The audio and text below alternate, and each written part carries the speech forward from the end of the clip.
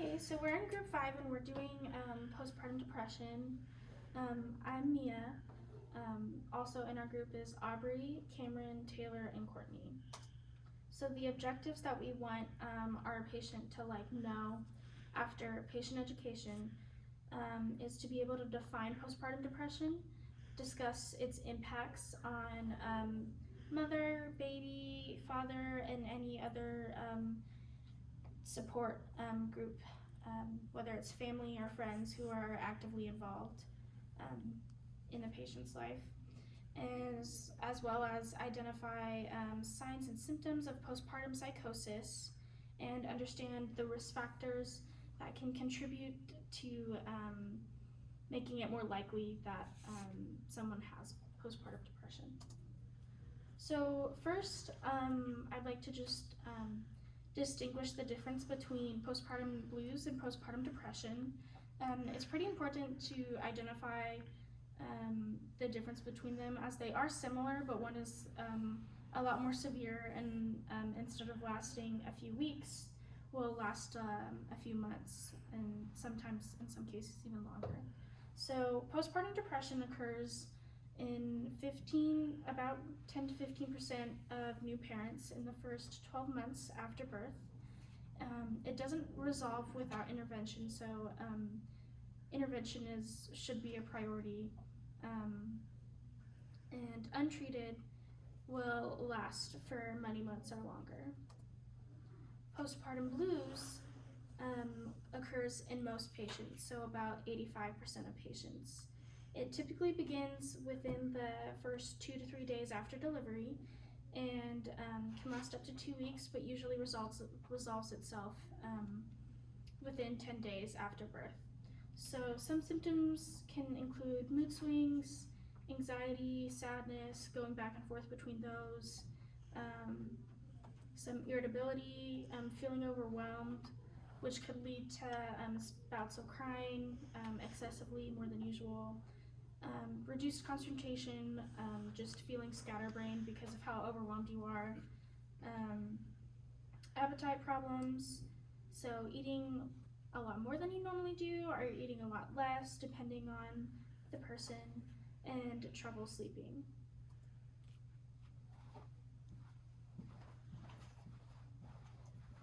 Okay, so the incidence and prevalence, so postpartum depression is experienced by about 8 to 20% of women. The actual occurrence of postpartum depression could be greater just because the reported estimates, so kind of like what gets reported and what doesn't, usually it's undiagnosed and unrecognized, so there's a lot less diagnosis of it. A1 had an article, and in that article they stated that as many as 50% of postpartum depression cases go undiagnosed. So I just kind of think that shows how how unreported it is. So a lot of times these estimates aren't very accurate. So screening for depression should be done during pregnancy and also in the postpartum period to reduce the prevalence of postpartum depression. The risk factors are things like lack of social support system or socioeconomic resources, if they're anxious about being a parent, or maybe it's like their first time. Sometimes anxiety factors into that. History of physical abuse or partner violence, diabetes, thyroid imbalance, so different like pathological processes that can alter your hormones and neurotransmitters, and then breastfeeding complications, and then postpartum they have a rapid decline in estrogen and progesterone, so that also changes it, and then it's also the patient is also at higher risk if they have a history of depression, a multifetal pregnancy, or an unintended pregnancy. And then the expected findings for postpartum depression would be things like feeling of guilt and inadequacy, irritability, anxiety, fatigue that lasts longer than just like a couple days, feelings of loss, lack of appetite, persistent feelings of sadness, intense mood swings, and sleep pattern disturbances. So a lot of it's kind of just like depression, like what you would think when you think of like someone who's just depressed, but in like the postpartum. And there's a little more that goes into it than, you know, other regular depression.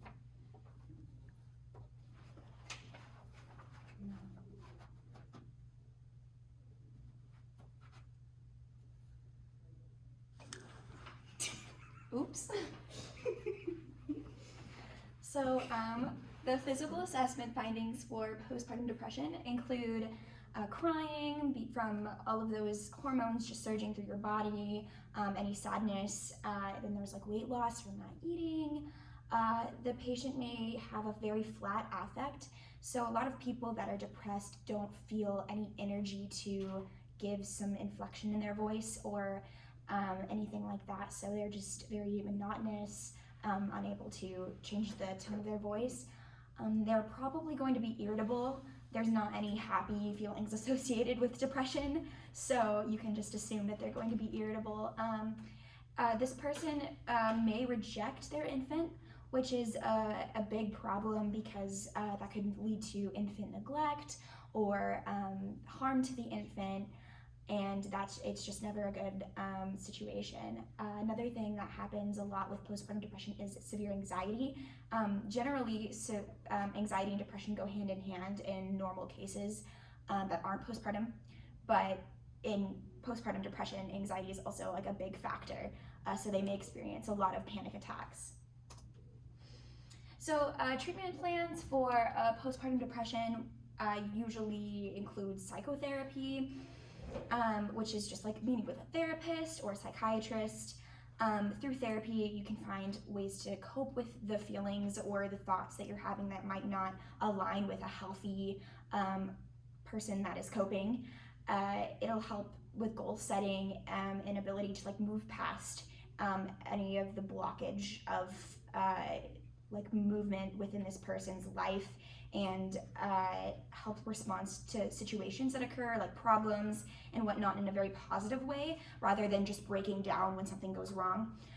It really helps to have other people involved with the baby and the mother, so like if the father's not around, maybe like the mother's siblings or parents or friends could help with the baby, because parenting by yourself is just not always the best way to go about it, because being alone with this child that you can't really do anything but take care of is very draining sometimes. So it would be really, really helpful to have social support. Another treatment plan for postpartum is simply antidepressants, medication. So doctors may recommend an antidepressant. You might have to go through several trials to find the one that fits you, but it's typically the best route if psychotherapy is not helping, or if the situation itself, so if the mother, for example, is in a really good social situation and there is not a lot of problems going on and it's mainly just hormonal and chemical imbalances, they usually go the antidepressant route. So it will, the medication will enter the breast milk, because anything the mother excretes, for the baby to, if the baby's drinking breast milk from the mother, they're gonna get anything the mother has in their body. So like any sort of drugs would go straight to the baby. However, most antidepressants can be used during breastfeeding with very little risk or side effects involved. So it's just a matter of working with the doctor to find the best one that doesn't cause too many complications with the baby and not too many complications with the mother. So for patient teaching, it is very important to be aware of the patient's mood and affect, the way they're behaving, the little cues, the nonverbal cues. You should be able to make sure that the patient is aware of how they're feeling.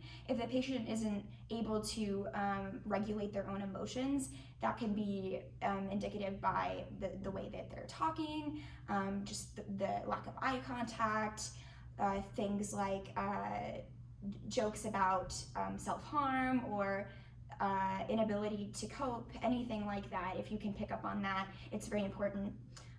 Also empathizing with the patient. is very important because you want to be able to build that solid patient-nurse relationship that makes the patient feel comfortable with sharing how they're feeling. Because if the patient isn't confident and themselves and is feeling down or a lot of dread, if they feel like they have to hide that, then that's not a strong patient-nurse relationship, because they're there to receive care, and that involves physical and mental stability. So just make sure that the patient's able to speak with you, because, empathize and educate them, like postpartum blues are normal. You might be experiencing that, but extending beyond the time frame of like a week or two, it should be assessed further. It's very important to emphasize medication regimen and adhering to that medication regimen. A lot of people, for any sort of diagnosis or treatment plan, if you are not consistent, there's a likelihood of it not doing any good or any bad. You won't even know what the medication is going to be capable of unless you're consistent with it. So just emphasize the importance of taking the medication as prescribed, because otherwise we will never know if it's going to help or not. It's also vital that the patient is educated on the symptoms of postpartum psychosis. That happens when the patient enters psychosis. They may have that with postpartum depression. It's usually something that occurs when the patient gets to a point that they're so depressed and so overwhelmed that they just enter psychosis. It's really important to identify those risk factors and symptoms, especially for suicidal or homicidal intentions, because that could put the patient at risk and the baby at risk, and we don't want to discharge the patient and her baby if she's thinking about killing her child. It's not how we want to go about that. So this slide, this is my mom. That's my mom, Danielle. That's my younger sister. I know she's taller than me, but she's my younger sister. And that's me. This is a personal testimony from my mom. I actually got a recording of her talking about her experience, and I figured that would be a really good part of this presentation, is just to include someone that's been through postpartum depression, has struggled with it, because we learn a lot in nursing school, but it's important to look into real world scenarios and views, and I think my mom has a really good understanding of postpartum depression, and her journey really just shows you how important it is to communicate and just talk to your doctors and nurses about the things that you're feeling postpartum. Hi, my name is Danielle, and I have been asked to speak about postpartum depression. I have had 2 children, and with both, I developed postpartum depression. My first child, I was on bed rest for 3 months prior to her birth. The doctor told me that it was a possibility I would develop postpartum depression because of the being on bed rest for so long and being isolated. I am a really social person, so it was very difficult on me to lay on my left side and stare at a white wall all day. Back then there was no free long distance, so it was not like I could call my friends and family who were far away. So after I had my first baby, my mom came and stayed with me for a week. Things were pretty good, even though I had a colicky baby.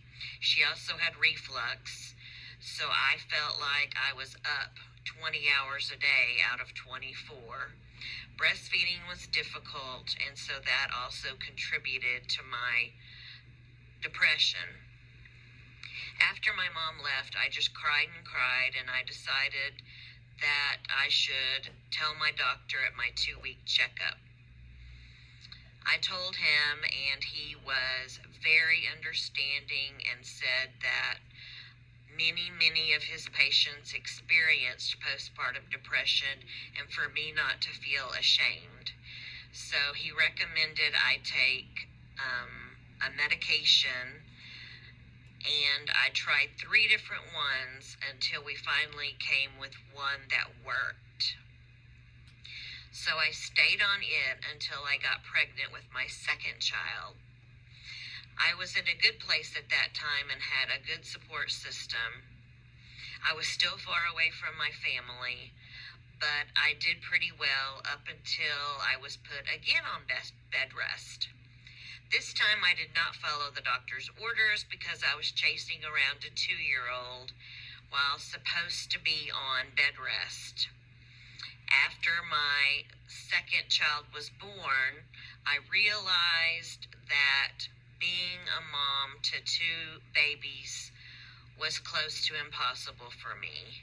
I cried and I cried because both of them would be crying at the same time, demanding my attention. Thus, my postpartum depression flared its ugly head. Luckily, my mom recognized the signs and demanded that I call my OB. Dr. Tucker was wonderful, and once again, this being a new doctor, had me try several different medications. The one that worked for me was Cymbalta. I have been on it ever since my second child was born.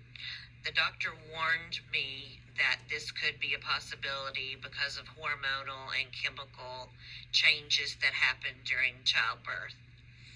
I highly recommend mothers who are new or having another child, watch out for the symptoms and be prepared to talk to your doctor about it. I think it's also important to surround yourself with a support system such as church family, your own family if they live close by, and close friends. It will certainly make a difference. Please don't be ashamed to reach out. It is very important, as some women do things to themselves or their children that are dangerous.